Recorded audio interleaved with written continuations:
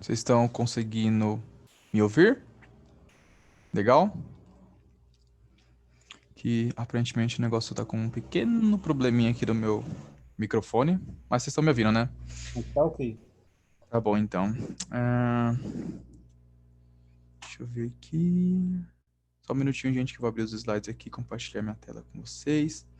E, gente, se vocês não compreenderem o que eu estou dizendo, peçam para eu repetir, porque estou com dificuldade para falar, porque eu tive que usar esses benditos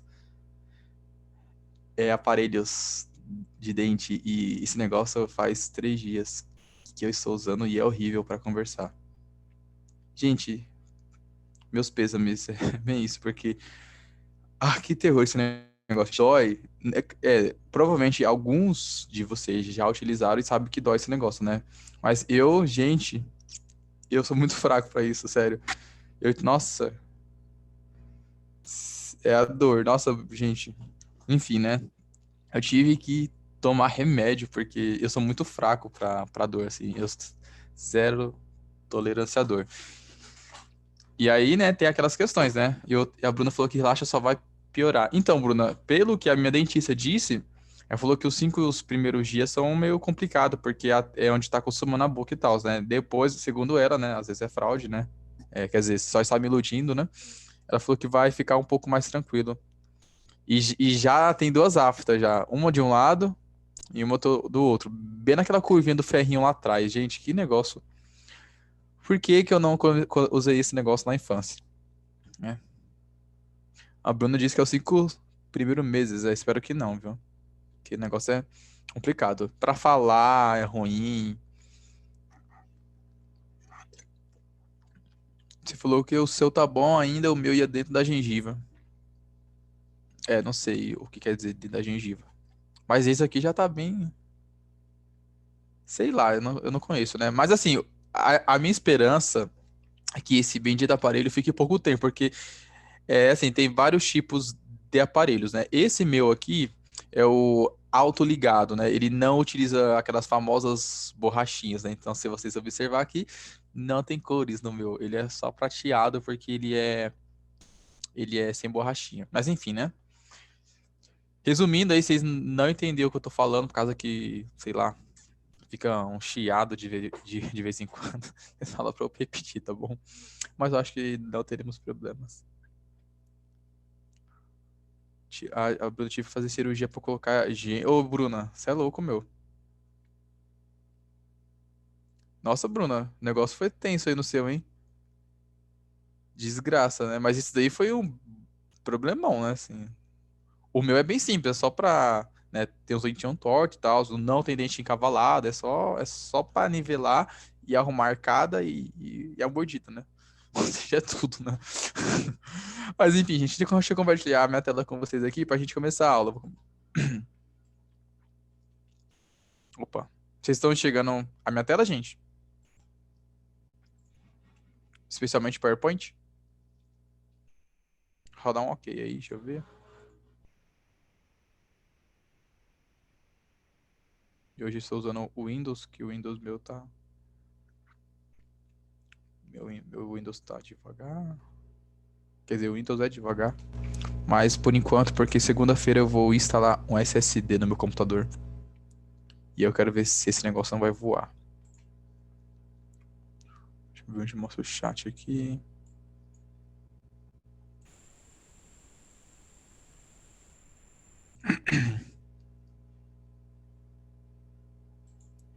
Poxa, não tá mostrando o chat.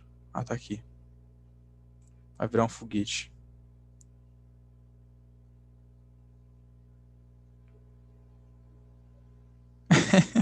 A Bruna, as ideias. Eu vou fazer sobre a nota, se você vai ser sobre você mesmo. Gente. Meu Deus, ô Bruna, caraca, hein, meu, que tenso, gente do céu, parece que foi. Ai, ai, tenso. Mas espero que não seja tão complicado quanto o seu, né? Mas enfim, gente, deixa eu compartilhar aqui a minha tela em modo tela cheia, que eu vou fazer um breve resumo da última aula aqui, né? Só dar uma passada por tudo que a gente já viu. Eu comecei a falar sobre magnetismo, né? Expliquei a importância do magnetismo, né? Por exemplo, para eras navegações, né? E aqui tem uns outros motivos importantes, né? Então, por exemplo, a Terra ela tem campo magnético, isso protege a gente das partículas retrasadas do Sol, né? Tem outra aplicação que a gente vai ver, espero que dê tempo de ver ainda hoje, porque que tem um ímã nos alto-falantes. A bússola, né, por exemplo, né, ela é utilizada para orientação e na próxima aula, que vai ser daqui a 15 dias, eu vou falar sobre a produção de energia elétrica também, que é utilizado baseado em ímãs, né? Essa questão eletromagnética, né? A interação de ímãs com fios elétricos, né? Então, aí eu falei para vocês que os ímãs eles têm algumas características, né? Ele tem repulsão entre polos, né? Norte e norte se repelem, sul e norte se atraem, né? Aquela questão, né? Diferentes se atraem e iguais se repelem, né? Esse conceito da física.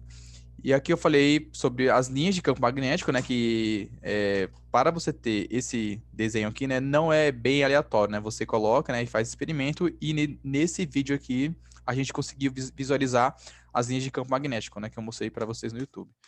E aí, enfatizando novamente que você pode ter vários tipos de configuração de ímã. Então, esse aqui é o ímã mais comum, que é o ímã de barra, né? E sempre, sempre, sempre, independentemente do formato do ímã, né? Então, aqui nós temos alguns formatos: ímã de barra, ímã de agulha, ímã. Parece aqueles ímãs de ferradura, né? Que parece nos desenhos animados. E tem esse ímã aqui, que é o ímã. Esse ímã redondo aqui, né? E sempre vai ter um norte e um sul.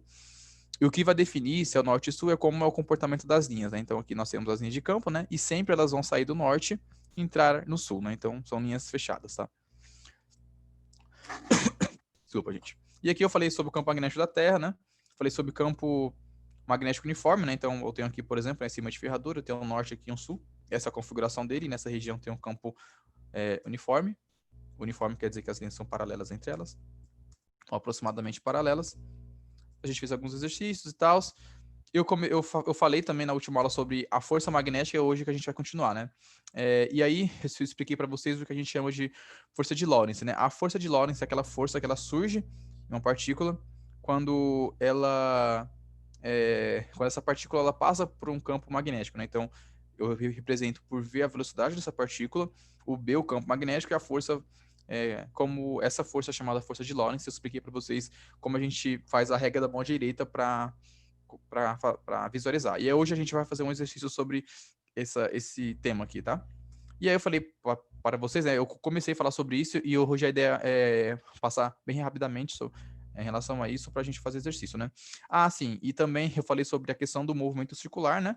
Uma partícula, quando ela cai num campo elétrico, ela vai ser capturada e vai cair no movimento espiral. E eu mostrei para vocês alguns vídeos aqui, né, de como isso funciona, né? Esse daqui que é eu expliquei como funciona o espectrômetro de massa, né? Que ele é utilizado para caracterizar a amostra baseado nesse conceito dessa interação que acontece, né?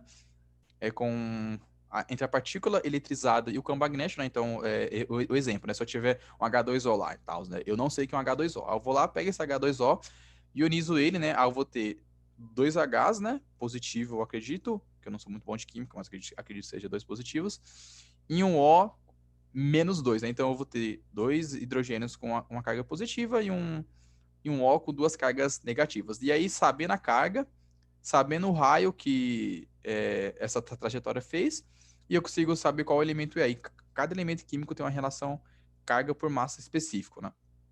Outra coisa também que eu mostrei para vocês foi sobre explosões solares, né? Que é uma aplicação direta dessa força de Lorentz, é que essas partículas elas vêm carregadas do Sol, elas são capturadas pelo campo magnético da Terra e elas param lá no Polo Norte ou Polo Sul, né? Causando as auroras boreais.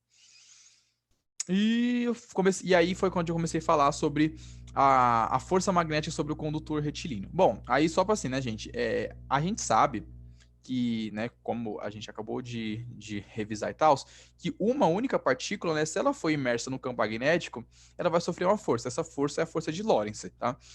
Só que aí, quando a gente tem um fio, gente, nós temos várias partículas, né? Então, nós não temos uma única partícula que está percorrendo o fio, nós temos um turbilhão de partículas. E para a gente saber qual vai ser a força, a gente tem que basicamente somar a força sobre cada uma dessas partículas, tá? E aqui tem uma demonstração matemática de como a gente chega na fórmula, mas o que importa é que essa fórmula final aqui, tá? Que é a força magnética, né, sobre um condutor retilíneo, vai ser igual a B, né, que é o campo magnético, que essa partícula ali está imersa, I, né, que é a corrente elétrica que está percorrendo esse fio, o L, que é o comprimento do fio, e o seno do ângulo θ, né, o ângulo θ aqui, geralmente ele é 90, que é o ângulo entre a corrente, né, e o campo magnético. Então, aqui nós temos o exemplo, né, então, eu tenho aqui, né, o campo magnético B, né, representando essas setas azuis mais, acho que mais claro, né, acho que é azul mais claro. Eu tenho aqui as partículas, né, então eu tenho aqui, por exemplo, mais E simbolizando um elétron, e aí, gente, aqui, aqui, né, está assim, mais E, né, só que a gente sabe que, na verdade, não é mais E, tá, é menos E, porque o que se move são os elétrons. Mas no sentido convencional da corrente, o que se move são as partículas positivas. Mas lembre-se, gente, não faz diferença se um elétron estiver indo por. Assim, é a mesma coisa falar que um elétron está indo para a esquerda, é equivalente a falar que isso do ponto de vista da corrente, que uma carga positiva foi da esquerda para a direita. Então, são contrários, né? Se um lado fica negativo, consequentemente, o contrário é positivo, tá? Então, eu tenho aqui que as cargas elétricas, então a gente considera, tá? Que, por exemplo, eu tenho aqui uma carga elétrica positiva, está indo para cá, né? Então, sobre cada um dos aqui vai ter uma força, tá? E aí a força total vai ser esse Fzão aqui, que vai ser sobre o fio de comprimento L, tá? E o θ, esse ângulo aqui, né, ó, entre o B e o V, né? Então tá vendo aqui o ângulo θ? Geralmente vai ser 90, tá? E aqui o I, que é o sentido da corrente elétrica, que como a gente já viu lá, é o sentido positivo, tá? Então é o seguinte, né? Agora sobre essa força, né? Então a gente vai utilizar novamente a regra da mão direita. Eu só vou... Só deixa eu voltar aqui rapidamente na regra da mão direita. Então a regra da mão direita é o seguinte, né, gente? Ó, o B, você indica aqui com as palminhas da mão, esses dedinhos aqui. O B é o campo magnético, o V, a velocidade, né? No caso aqui vai ser a corrente, e a força vai ser o sentido do empurrão da mão aqui, né? O sentido do tapão. E aí, quando tem um fio, né? Então, se você aplicar a regra da mão direita aqui, você vai ver exatamente que a força vai ser para cima, né? Então, se vocês olharem na minha câmera e tal, que eu vou só apresentar aqui rapidamente, o B, ele está indicando o sentido aqui do campo, né? O I está indicando a velocidade dessas partículas, né? Que estão indo, no caso aqui, saindo do plano, e a força vai ser para cima, tá bom? Então, novamente, a regra da mão direita. Agora, voltando aqui para o slide. E aí, essa aqui é a equação, tá? Então, anotem essa equação aqui que a gente já vai utilizá-la, tá? Então, a força magnética, né, faz sentido, ela é proporcional à intensidade do campo, à corrente, né? Quanto maior a corrente, maior é a força e o comprimento L também, tá bom? Dúvida, gente, sobre isso aqui? A gente já vai fazer um exercício para ficar mais... para entender melhor, tá bom?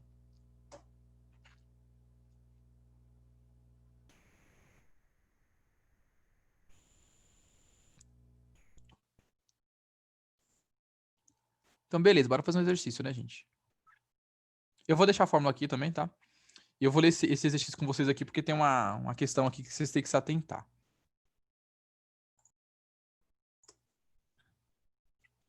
Vocês estão vendo o exercício?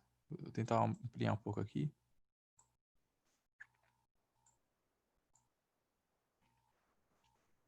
Acho que estão vendo. Bom, uma barra metálica, metálica, né? Fio de cobre. Uma barra de fio de cobre de comprimento L igual a 0,5 metros e massa 100 gramas, está inicialmente suspensa por dois fios de massa desprezível, né? Então, eu tenho aqui o fio, ó, quer dizer, a barra de cobre, está passando a corrente, e o fio aqui que só está suportando ela, tá bom? A barra está imersa no campo magnético uniforme de intensidade B igual a 10 Tesla, cuja orientação é perpendicular entrando no plano da folha, como está representado aqui, né? Não sei se vocês lembram lá, o x quer dizer que está entrando no plano. A gravidade no local possui módulo G igual a 10 metros por segundo ao quadrado. Para anular a tensão nos fios que suportam a barra de cobre, é necessário que a corrente I seja aplicada no sentido indicado na figura. O valor da corrente I em amperes deve ser, né? Então, vocês têm que calcular. Então é o seguinte, gente.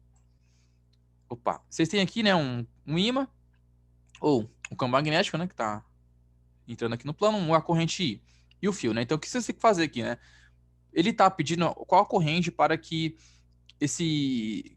basicamente que essa barra de cobre ela flutue, tá? Então vocês têm o que tem que acontecer para algo flutuar? O peso tem que ser igual à força magnética, tá? Basicamente é isso. Então, sabendo aqui os dados de massa da barra, a aceleração da gravidade, vocês calculam o peso e com esse peso vocês vão obter aí qual é a força magnética, né? Calculando aí a corrente, sendo que os dados de campo magnético e comprimento do fio já são dados, tá bom? Então façam aí rapidinho, vou dar para vocês 3 minutinhos. E dúvidas? É só me chamar, tá bom? Vocês entenderam o exercício?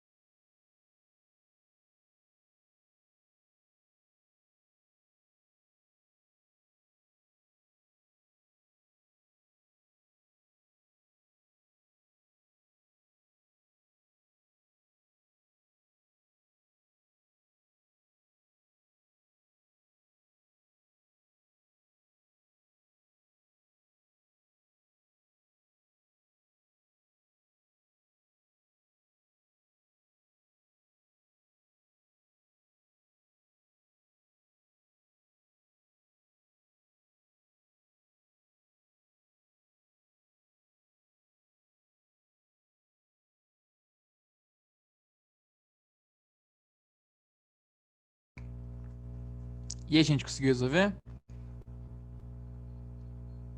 Bruna chegou a 0,2. Alguém quer mais um tempinho para fazer? O pessoal tá chegando a 0,2 aí. Bom, eu vou resolver aqui, gente, que nós não estamos com muito tempo. E é isso aí, é a mesma, tá bom? Então, só para reforçar aqui, né? A tensão sobre os fios que sustenta a barra é anulada pela força magnética que surge sobre o fio, do mesmo valor e contrária à força-peso. Sendo assim, pode-se igualar a força-peso da barra com a força magnética. Então, força magnética é igual ao peso, né?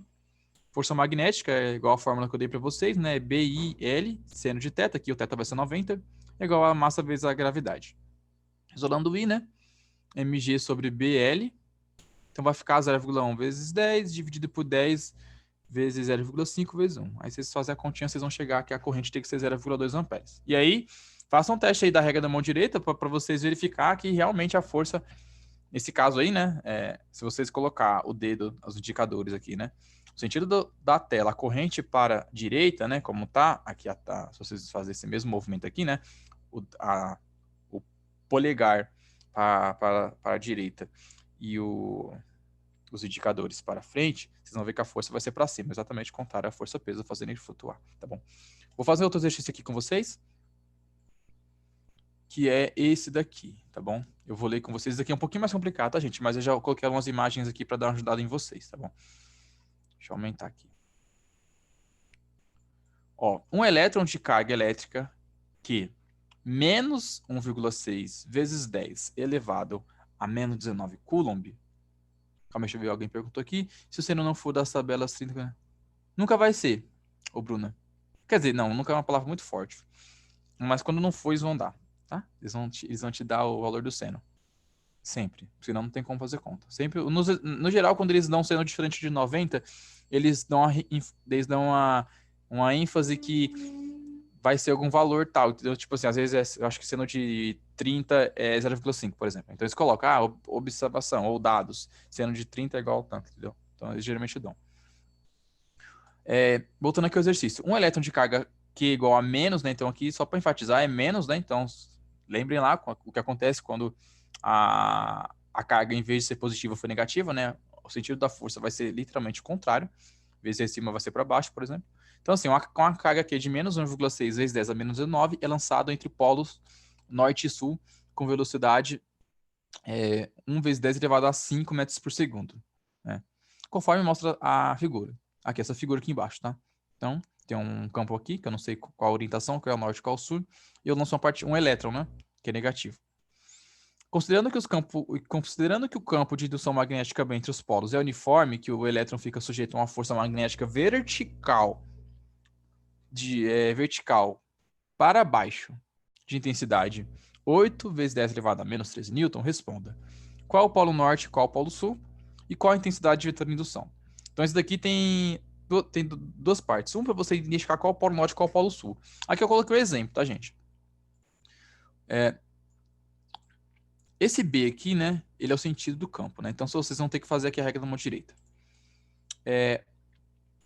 Aqui eu tenho um exemplo, né? Que quando você olha assim, você não consegue imaginar, né? Mas, por exemplo, um campo desse aqui pode ser produzido por um imã de ferradura. Então, aqui o norte, né? E o sul, por exemplo, tá? Então, as linhas saem do norte e vão para o sul. Então, norte para o sul, eu tenho que o vetor é da esquerda para a direita, né? Como está representado, por exemplo, aqui, né? Então, vocês vão lá, pega a regra da mão direita para saber qual vai ser o norte e qual o sul. Então, se você sabe a força, você sabe a velocidade. E você sabe aqui que a força ela é para baixo, tá? Só que também você sabe que aqui é uma carga negativa, então o sentido vai ser o contrário aqui, né? Então, se na regra da mão direita a força dá para cima, aqui vai ser o contrário, vai ser para baixo porque é uma carga negativa. E depois vocês calculam aqui qual vai ser a intensidade, né? Isso eu vou colocar a fórmula aqui para vocês lembrarem qual a fórmula dessa.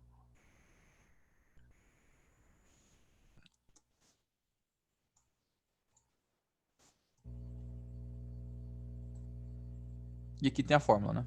Tá bom, gente? Vou dar aí para vocês também mais 3 minutinhos para vocês fazerem, tá bom? Primeira coisa é vocês identificar da onde para onde que tá indo o campo magnético, e aí, sabendo isso, você sabe que qual é o norte e qual é o sul, né? Porque ela sai do norte e entra no sul. Dá aí um tempinho pra vocês fazerem.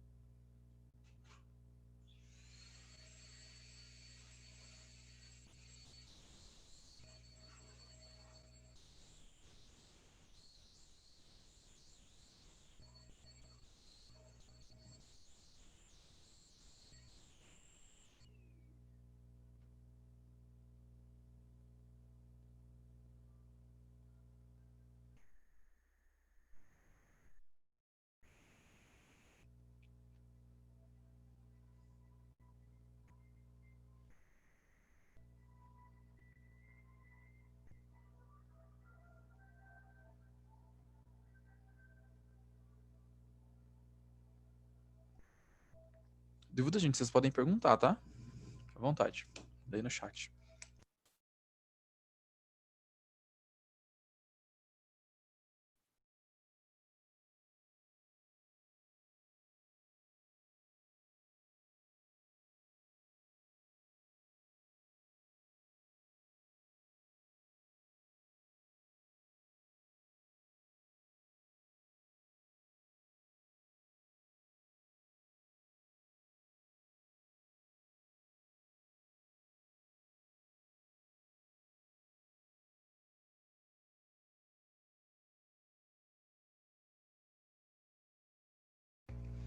Alguém já tem uma resposta para A?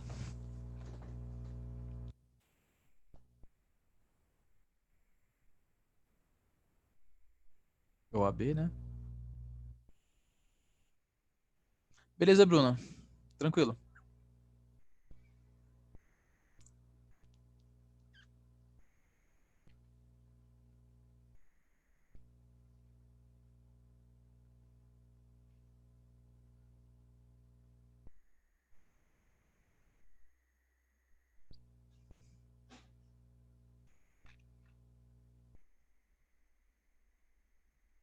Que foi o astronauta? Esse bicho aí.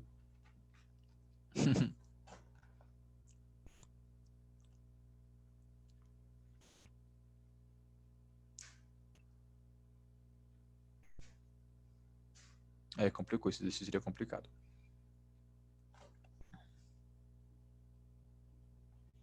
Você conseguiu fazer o B? O B é utilizando a equação, né? Acho que eu acho que eu vou resolver ele já. E aí tem alguns outros exercícios aqui, gente, que tem a mesma pegada, depois vocês veem e resolvem, que eu vou deixar o slide com vocês e tal. E vocês veem a resolução aqui, tá? Já vou passar para a resposta aqui, tá bom? Então, cai essa resposta. Bom, aqui é o norte e aqui é o sul, tá? Só para deixa essa imagem aqui só pra gente, né? Eu vou tentar girar ela só pra entender um pouco melhor, tá? Pensa que isso aqui é aqui, olha que maravilha. A mãozinha aqui, tá vendo?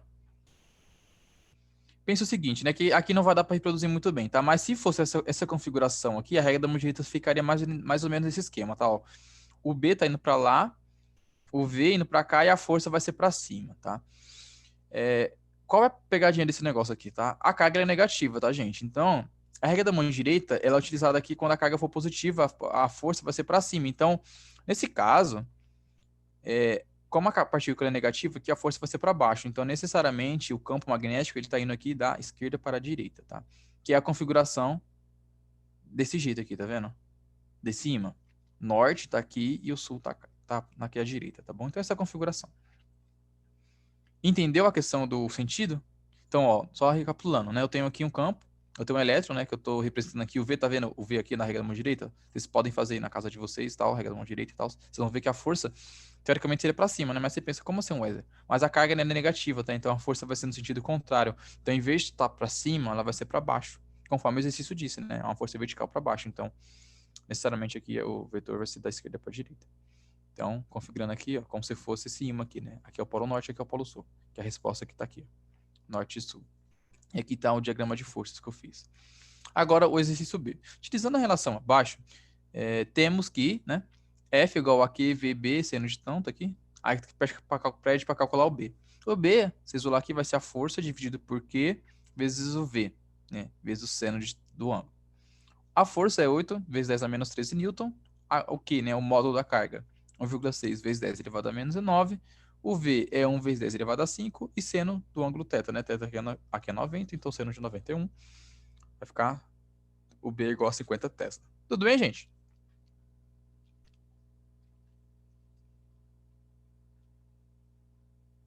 Dúvida? Então, beleza. Se a gente acaba o tema aqui relacionado à força magnética, a gente vai entrar agora em fonte de campo magnético. Aqui tem outros exercícios para vocês fazerem, tá? Depois vocês dão uma olhada aqui, todos eles têm resposta. Eu faço a mão aqui e tal, tá? Vocês olham, refaçam o exercício, que é bem legal, é bem importante para vocês treinarem. Bom, gente, agora eu vou aqui pro tema da aula de hoje. Opa, peraí, aqui tô...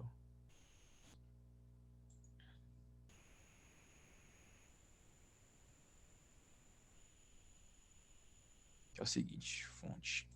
Então, bom, continuando, gente, aqui, ó, só pra gente começar essa aula aqui, contextualizando, esse aqui é o maglev, tá? O maglev, ele é o Magnetic Levitation. Ele é um trem lá super foda que tem em Xangai. São os famosos trem-balas, né? Como funciona esse trem? Eu tenho aqui no trilho, eu tenho um imã. Aqui são ímãs, aqui no trilho. E aqui, né, interagindo, né, para que aconteça um fenômeno interessante aqui, né? Sim, por que ele chama maglev, né? Magnetic Levitation. Né, ele é basicamente um trem de levitação magnética. O que acontece com esse trem? Eu tenho o trilho aqui, que é um ímã, e eu tenho aqui, né, um eletroímã. O que é um eletroímã? O eletroímã é um ímã que ele depende da corrente que você coloca nele, tá? Isso aqui é uma aplicação tecnológica da aula que a gente vai ver hoje. Então, o que acontece com esse ímã, ou com esse trem, né? Ele cria um campo magnético aqui na base desse trilho, né? Como se fosse a roda, né?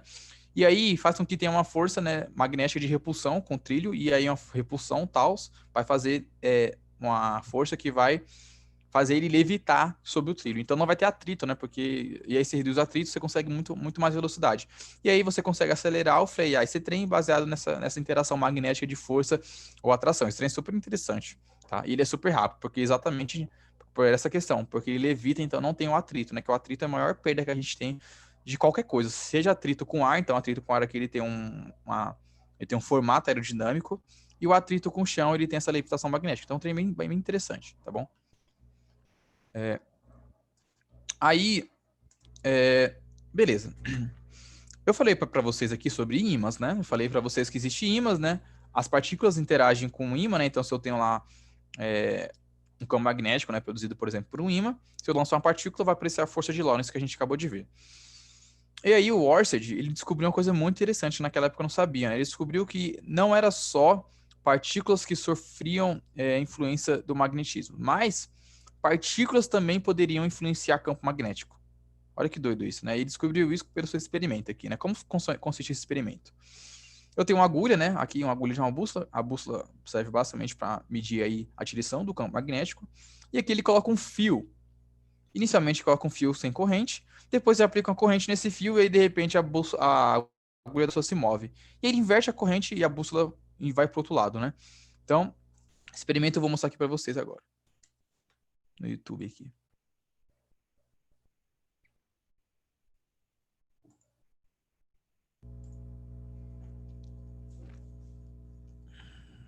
Então aqui, né? Deixa eu colocar a mola tela cheia.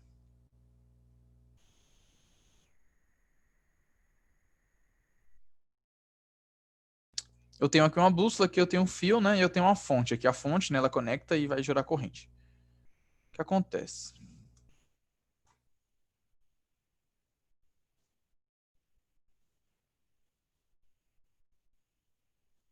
passar o vídeo para frente aqui. Ah, tá. Aqui tá explicando como é que funciona, né? Eu tenho uma...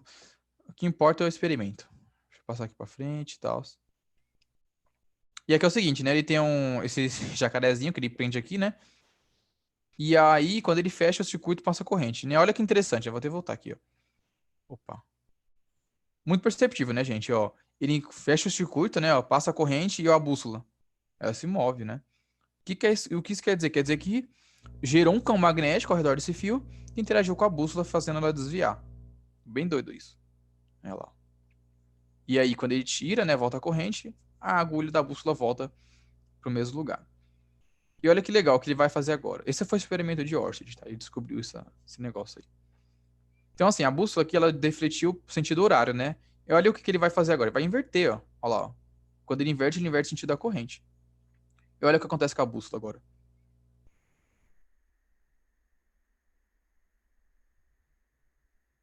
Vai para outro lugar. Vai pro outro sentido, né? Então, esse é o experimento de Oersted, tá? E o Oersted, ele descobriu exatamente essa relação, que é possível você obter campo magnético, né? A partir de uma corrente elétrica, tá? Tudo bem? E aí, como é que fica, né, gente? Pronto. Esse aqui é como funciona esse campo magnético ao redor de um fio condutor, tá? Então, aqui eu tenho novamente o experimento, tá? Eu tenho um fio aqui, ó, percorrido por uma corrente elétrica e jogando aquela mesma malha de ferro ao redor, né? E aí você consegue ver a formação dessas linhas de campo, tá vendo aqui, ó? Cantinho direito aqui, ó. Então, essas são o formato da linha, elas são circulares. Olha que diferente do formato de uma linha de campo magnético de um ímã, tá? Então, é bem diferente, elas são circulares. E aí, novamente, a gente utiliza a regra da mão direita para saber para onde que vai ser, né? É, qual vai ser o sentido, né? A gente sabe que é circular, mas a gente tem que saber o sentido, né? Se é de um lado para o outro, qual é o polo norte, qual é o polo sul, etc.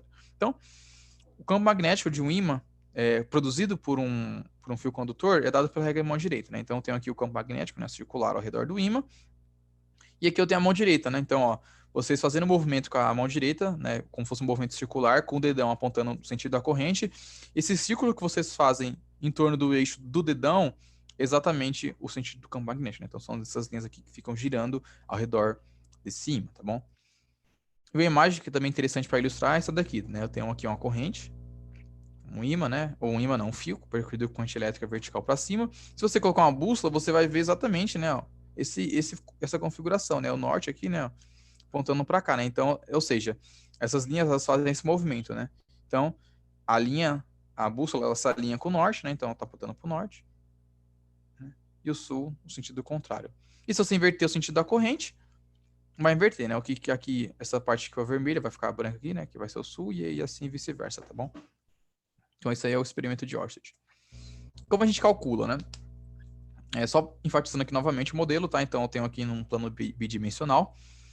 Se eu tenho um I aqui, né? Ó, eu vou ter, né, se você precarrega da mão direita, vocês vão ver que vai sair o campo daqui, né, e vai entrar nesse lado aqui, né, então, novamente é uma linha circular, tá, então, sai daqui e entra aqui, e assim sucessivamente. Olhando de cima, né, ó, a corrente está saindo do plano, né, ó, o campo vai ser, né, nesse sentido aqui, circular, tá bom?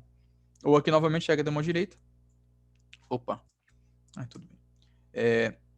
Aqui, né, o sentido do campo magnético vai ser esse Bzinho aqui, né, e o R, esse raio, né, que como essa linha ela é circular, o raio é a distância do fio até esse círculo, tá bom?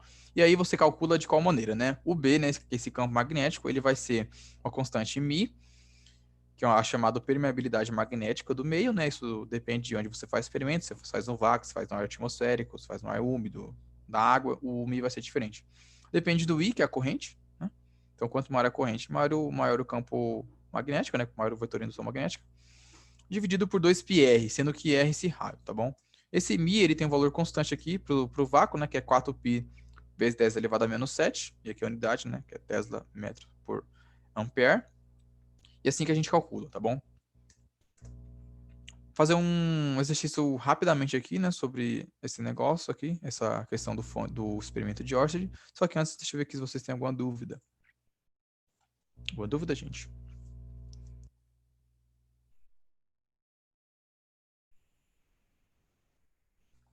Dúvida sobre o experimento de Oersted e como se dá o sentido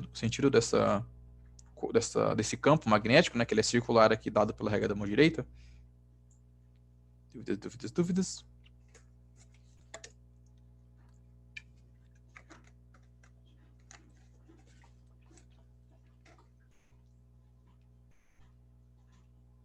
Tá tudo bem aí?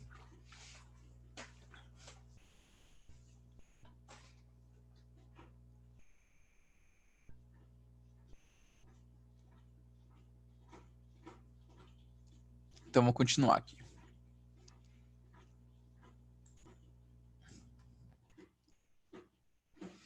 Então, esse aqui na verdade, é um exemplo, né, que eu vou resolver aqui com vocês.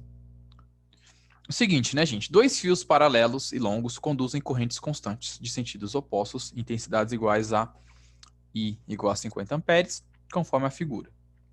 Né? Acho que tá faltando alguma coisa aqui. Deixa eu ver. Acho que tá faltando algum dado nesse exercício. Ah, não tá certo. As correntes são iguais. Achei que teria que ter uma corrente no fio e outra diferente em outro, mas não é a mesma corrente. Dois fios retos paralelos e longos conduzem correntes constantes de sentidos opostos, né? Intensidades iguais a 50 amperes, conforme a figura. Então eu tenho aqui um fio e aqui eu tenho outro fio, ambos conduzindo a 50 amperes de corrente, só que um para a direita e outro para a esquerda, conforme a figura. Sendo D igual a 2 metros, R igual a 10 metros e μ a permeabilidade magnética do vácuo, a intensidade do campo magnético que essas correntes estabelecem no ponto P é quanto? Então, tá aqui, né? Eu tenho esse ponto P, e aqui, né, por que ele pergunta isso? Né? Porque a gente acabou de ver que ao redor de um campo de um fio percorrido por corrente vai ter um campo magnético, né? Dá para calcular utilizando essa relação.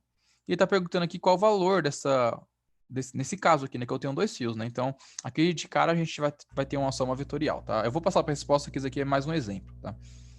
Então, aqui está a resposta. Deixa eu colocar numa outra tela cheia novamente. Então, aqui, né?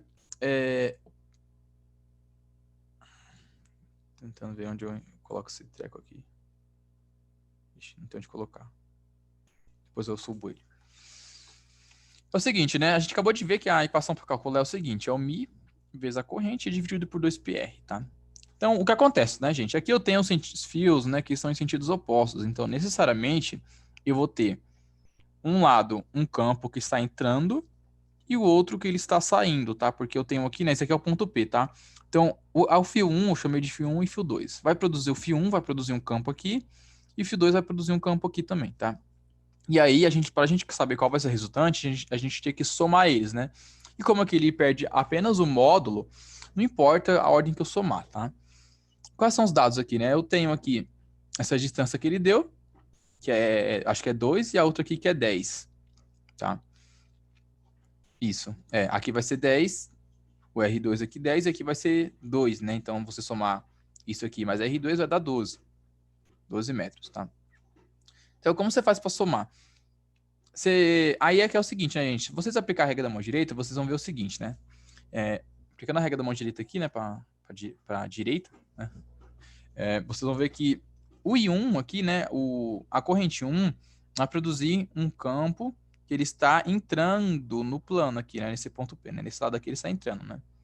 E aqui ele está saindo, tá? No sentido contrário.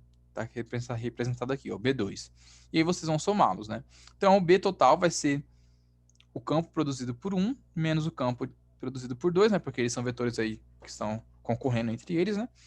E aí o Mi, na verdade eu falei U aqui, mas na verdade é Mi, tá? Que é a permeabilidade magnética. O Mi e o I é o mesmo, tá? Porque 50 amperes nos dois. Dividido por 2π, 2π tá aqui, tá igual, eu só fatorei aqui, né? Então ficou Mi sobre 2π multiplicado por 1 sobre R1 menos 1 sobre R2. Substituindo aqui, né? R1 é 12, R2 é 10. Fazendo aqui a multiplicação, vai ficar 120 embaixo, 10 menos 12. Aqui vai ficar Mi vezes 50 dividido por 2π, né? 50 sobre 2 vai dar 25. 25 Mi sobre π. Aqui, né, esse resultado aqui do parênteses vai dar menos 2 sobre 120 e aqui vai dar 25 mi sobre π.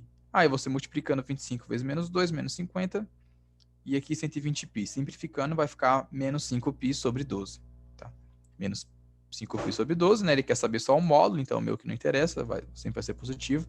Resposta certa é a resposta A, tá bom? Então, resumindo aqui, né? Você tem dois fios que produzem campo magnético nesse ponto P. Você tem que saber quanto que um produz nesse ponto, saber o outro aqui, né? Somá-los, né? No caso, somá-los vetorialmente, tá? Que são opostos, então um vai meio que cancelar o outro, assim. E você vai ver qual vai ser a resultante disso. E aí vocês vão obter 5π sobre 12, utilizando aqui essa relação. Gente, ficou clara essa questão de como funciona especialmente essas linhas de campo magnético ao redor de um fio condutor, né? Só botar aqui essa imagem que ela é bastante importante, né? Isso aqui é o que a gente observa no experimento.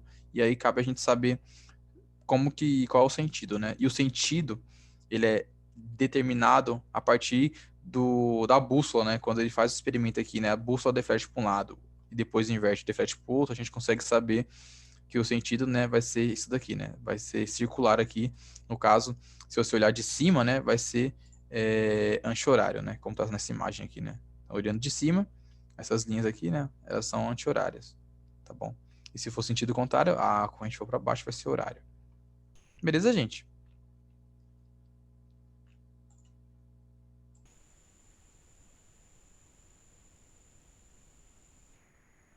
Então vamos... Beleza, vamos para a próxima parte aqui, é o seguinte. Então, beleza, né? Só relembrando aqui bem rapidamente, né? O que determina, gente, o que é um norte e o que é um sul, é como que se comportam essas linhas de campo magnético, tá? O imã de barra eu sei porque essas linhas, né, vão do norte para o sul e tal, né? Então, o que configura é o dessas linhas, né? E qual a sacada, né? Quando eu sei que se eu percorrer uma corrente em um ímã, né? Se eu percorrer uma corrente dentro de um fio, vai gerar um campo magnético. Olha que interessante, eu consigo manipular o formato desse ímã de tal forma que eu consiga produzir um campo magnético da forma que eu quiser. E isso que é a grande aplicação tecnológica disso, né? Então eu tenho, por exemplo, aqui, né, um motor, né? O motor você já deve ter percebido que ele tem uns fios aqui enrolados, né?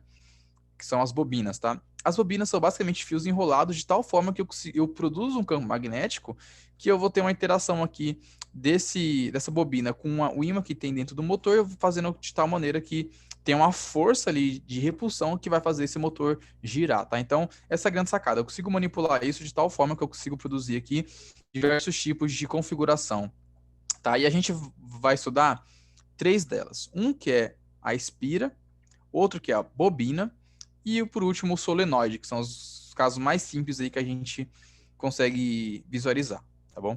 E aí vamos definir o que é a espira. A espira é um fio condutor dobrado de forma circular com a figura abaixo, tá? Então isso aqui é uma espira, tá? Isso aqui é uma espira, puxa bem grandão. Então eu estabeleço aqui uma corrente, né? Aqui é o mais, aqui é o menos, então a corrente vem aqui, faz esse percurso. E aí olha que interessante, se você aplicar a regra da mão direita no experimento de Oersted para um fio aqui, né? Se você pegar esse fio aqui e considerar ele aqui, tá vendo? Na frente aqui, ó, nesse ponto, vocês vão ver que é o formato da linha, né? Das linhas de campo, tá? Então vai ficar assim, né? Circular ao redor. E se vocês aplicar isso ao redor de todo esse fio, a configuração vai ser exatamente a mesma, tá? Eu vou ter linhas de campo, né? Magnética fazendo esse formato aqui, né? De tal forma que a resultante disso daqui vai ser um vetor aqui, né? Um B saindo, entrando aqui nesse plano, né? Saindo daqui e entrando, e dando a volta aqui e entrando nesse lado, né? Então ele sai do centro da espira, entrando no plano, e aqui nessa face aqui ele tá vindo, né? Como se tivesse um vetor que tá entrando, né? Entrando nesse plano aqui, tá? E olha que interessante, né? Então aqui eu tenho uma imagem que representa também, né? Então aqui eu tenho um campo magnético, né? Produzido por uma espira que passa uma corrente, né? Tem aqui a corrente I, ó. Olha as linhas de campo aqui ó, ao redor. E olha que interessante, aqui eu tenho uma espira e aqui eu tenho o quê? Um ímã, né? Ó. E vocês conseguem ver que é bem parecido, né? Eu tenho aqui, né? Ó, o ímã tem o norte, né? As linhas saem do norte e entram no sul, né? O que isso quer dizer na prática, tá, gente? Quando eu tenho uma espira, dependendo do sentido da corrente, eu consigo ter faces que representem polo norte e polo sul. Então, se eu olhar aqui, ó, essa espira, aqui vai ser o norte. Por que o norte? Porque as linhas estão saindo, né, daqui. E aqui eu vou ter um sul. Então, as linhas estão entrando, né, estão saindo aqui. Se elas saem por aqui, elas são fechadas, eu tenho que entrar aqui embaixo. Então, de onde as linhas saem são norte e onde elas entram são sul. E aí, se eu inverter o sentido da corrente, inverte também o que é o polo norte e o que é o polo sul da espira, tá? Então, espiras têm polo norte e tem polo sul, conforme o sentido da corrente elétrica, tá? Então, essa é a grande sacada aqui, né? Você consegue produzir campo magnético a partir de espiras, né? Então, beleza. Então, aqui está um desenho mostrando, né? O que é a face da espira, né? Então, se eu tenho uma espira, aí vocês conferem isso pela regra da mão direita, tá? Vocês vão ver que, por um lado, ela pode estar entrando ou estar saindo no interior da espira. Então, se a corrente estiver no sentido aqui anti-horário, né? Na verdade, aqui é horário. O campo magnético aqui ele vai ser entrando. Se eu tiver sentido anti-horário, o campo magnético aqui vai ser saindo, né? E para vocês verem que isso não é aleatório, eu tenho aqui novamente o experimento, né? Eu tenho aqui, né, um fio enrolado na espira, percorrido por a corrente elétrica e jogando aqui uma área de ferro, né? Vocês conseguem ver esses formatos das linhas aqui, né? E é muito similar a um ímã, né? Então a gente consegue produzir um ímã aí, né, um eletroímã. E aí, para vocês calcular qual é o campo magnético no interior da espira, né? Então, representando aqui o modelo, ficaria mais ou menos assim, tá? Ó. Deixa eu tirar isso daqui da frente. Eu tenho aqui a corrente, eu tenho aqui o raio da espira, e aqui eu tenho o B, que é o campo magnético resultante no interior dessa espira. E aí, o campo magnético, gente, ele é calculado dessa forma aqui, ó, B igual a μ I sobre 2R, tá? Similar lá, né? Só que não tem o π, né? Então, esse aqui é o campo no interior dessa espira. E aí eu tenho a bobina. O que é a bobina? A bobina é um monte de fio enrolado, né? Então a bobina é várias espiras concentradas, tá? Que a gente chama de bobina chata, né? São essas bobinas que elas estão muito próximas uma da outra. E aí, para você calcular o B, é só você multiplicar pela quantidade de espira, que é esse N aqui, tá? Então a mesma fórmula para calcular a bobina, ou para calcular a espira, e aí você, como se trata de uma bobina, são várias espiras, você multiplica por N, que é o número das espiras, tá bom? Então isso aqui também como a gente consegue produzir campo magnético mais intenso. É só você pegar e aumentar o número de espiras. E é por isso que os motores, por exemplo, né? Cadê a imagem do motor elétrico que eu tinha colocado? São assim, né? São vários fios enrolados. Tanto que são até um pouco pesadinhas, né? Exatamente por isso. Tem que ter bastante fio para você aumentar o B, né? Se você aumenta o B, você aumenta a força de atração ou repulsão aí dentro desse eletroímã, tá? E por último, aqui nós temos o solenoide, tá? O solenoide, ele é um fio todo enrolado de uma forma de hélice semelhante a uma mola, tá? Tá aqui, né? Só uma molinha. E também é formado por N espiras idênticas, porém não sobrepostas, né? Então, na bobina eu tenho várias espiras sobrepostas e no solenoide eu tenho espiras que são distanciadas aqui, né? Entre elas, tá? E o solenoide ele é ainda mais interessante, tá, gente? Vou até ampliar essa imagem aqui, ó. Se você pega, né? Obtém aqui qual o sentido, né, do vetor de indução magnética. No interior, eles vão se somar, então vai ficar praticamente um campo magnético aqui uniforme. E aqui na região de fora, eles vão se cancelar, né? Então, se você olhar aqui, né, nessa ponta aqui, né, nessa última espira, essa última, essa antepenúltima aqui, né? Uma tá indo nesse sentido e a outra também, né? Só que nessa região aqui eles vão se cancelar, tá? Então a grande interessante de um solenoide é que o campo aqui ele é bem intenso, né? O campo magnético aqui é bem intenso. E enquanto aqui ó, na parte de fora ele não é tão intenso, tá?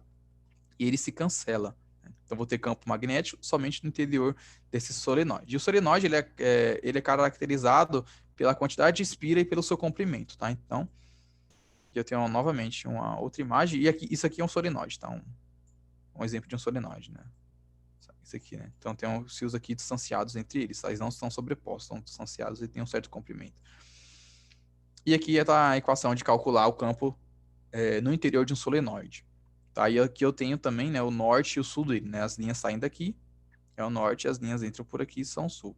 E o B, né, que é o vetorinho do som magnética, ele é o Mi vezes N, vezes a corrente novamente, né? Claro, sempre depende da corrente, dividido pelo L. Então o L, que é o comprimento, né, desse solenoide, e o N, eles definem aí qual é o comportamento do campo magnético no interior, né? Então, o campo aqui é praticamente uniforme, aqui tem um sentido da corrente, tá bom, gente? Dúvida, gente, sobre essa questão? A diferença de um solenoide, uma bobina, uma espira?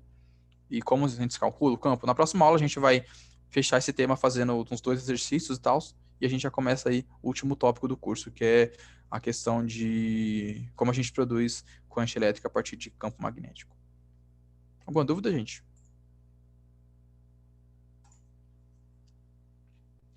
Não? Na próxima aula, se tiver, elas vão aparecer, né? A gente vai fazer exercício e tal. Então é isso aí, gente. Obrigado aí pela atenção de vocês e estudem o tema, é um tema bastante importante. E também a gente está finalizando aí o curso de eletricidade, tá? Depois a gente vê a questão de termodinâmica.